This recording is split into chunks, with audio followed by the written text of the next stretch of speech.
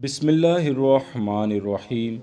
حضرت سیدنا عبداللہ بن عباس رضی اللہ تعالی عنہما بیان فرماتے ہیں، جب خارج علیحدہ ہو گئے اور انہوں نے مقام حرورہ کو اپنا مسکن بنا لیا تو میں نے امیر المومنین حضرت سیدنا علی کرم اللہ تعالی وجہہ الکریم سے عرض کیا، اے امیر المومنین، نماز ظہر کو ٹھنڈا کیجیے تاکہ میں خارج کے پاس جا کر بات چیت کروں۔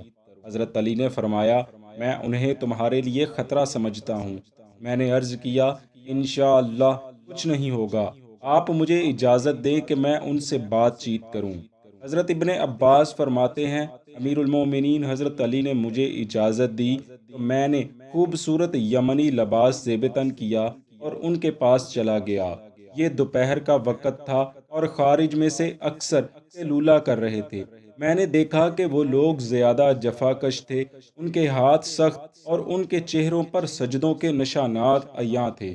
حضرت ابن عباس فرماتے ہیں، جب میں ان کے پاس پہنچا تو انہوں نے مجھے خوش آمدید کہا اور دریافت کیا کیسے آنا ہوا۔ میں نے کہا، میں تمہارے پاس اصحاب رسول صلی اللہ علیہ وآلہ وسلم کے متعلق گفتگو کرنے آیا ہوں، کیونکہ جب کوئی وحی نازل ہوتی تھی تو اس کی تفسیر وہی بہتر جانتے تھے۔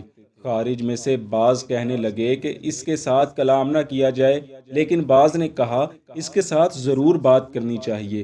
بالآخر جب وہ مجھ سے بات کرنے پر رضامند ہو گئے تو میں نے کہا، رسول اللہ صلی اللہ علیہ وآلہ وسلم کے چچا زاد، داماد اور آپ پر سب ایمان لانے والے اور آپ کے ساتھ دیگر صحابہ کرام پر تم لوگوں کو کیا اعتراضات ہیں؟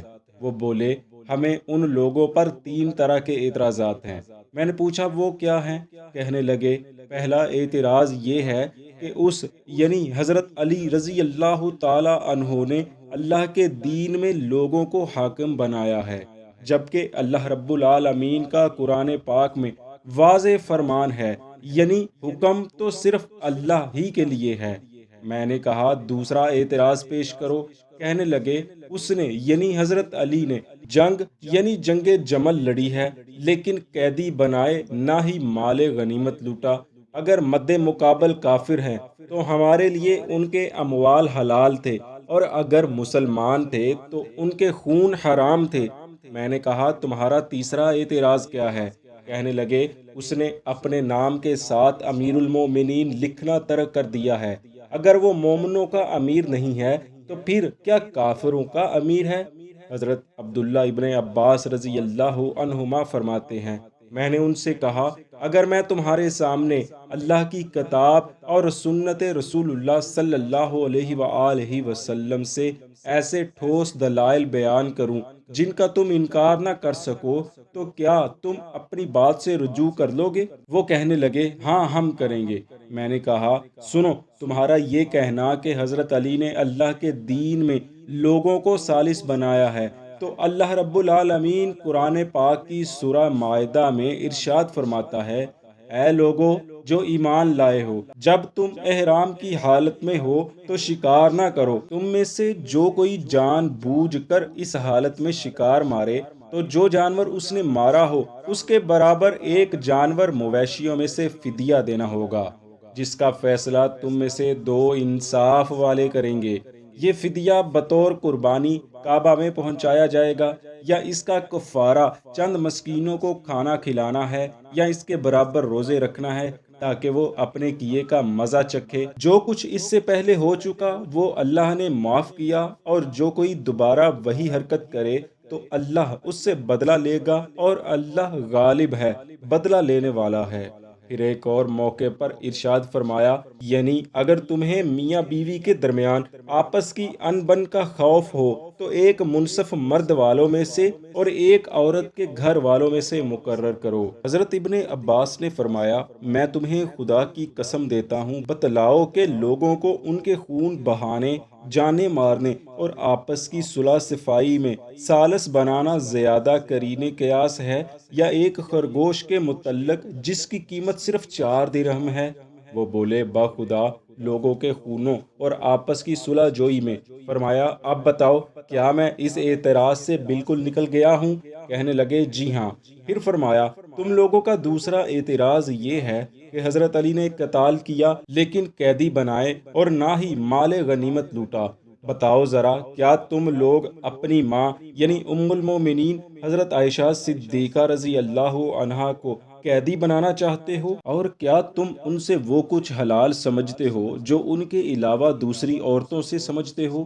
اگر ایسا ہے تو تم کافر ہو جاؤ گے اور دائرہ اسلام سے خارج ہو جاؤ گے، کیونکہ اللہ رب العالمین نے قرآن مقدس میں ارشاد فرمایا پیغمبر مومنوں پر خود ان سے بھی زیادہ حق رکھنے والے ہیں، اور پیغمبر کی بیویاں مومنوں کی مائیں ہیں۔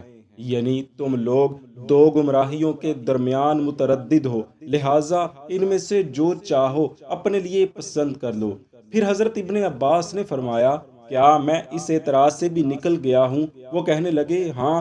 فرمایا رہا تمہارا یہ کہنا کہ امیر المومنین حضرت علی رضی اللہ تعالی عنہ نے اپنے نام سے امیر المومنین کا لفظ مٹا دیا ہے، تو یاد کرو جب رسول اللہ صلی اللہ علیہ وآلہ وسلم نے قریش کو حدیبیہ والے دن شرائط تحریر کرنے کے لیے بلایا تھا تو مشرکین کہنے لگے اللہ کی قسم اگر ہم جانتے ہوتے کہ آپ اللہ کے رسول ہیں تو آپ کو بیت اللہ سے روکتے اور نہ آپ سے قتال کرتے، چونکہ ہم اس کا انکار کرتے ہیں اس لیے آپ اپنے نام کے ساتھ رسول اللہ کا لفظ ہٹا دیں اور صرف محمد بن عبداللہ لکھیں۔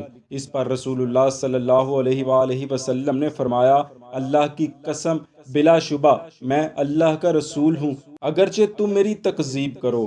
علی لکھو محمد بن عبداللہ، یعنی رسول اللہ صلی اللہ علیہ وآلہ وسلم نے اپنے نام سے رسول اللہ کا لفظ حذف کروا دیا۔ رسول اللہ تو علی سے بھی افضل تھے، تو پھر انہوں نے اپنے نام سے رسول اللہ کا لفظ کیوں ہٹا دیا تھا؟ کیا تم لوگ ان پر اعتراض کر سکتے ہو؟ نہیں کر سکتے نا، تو اب بتاؤ کیا میں اس اعتراض سے بھی نکل گیا ہوں؟ وہ بولے ہاں۔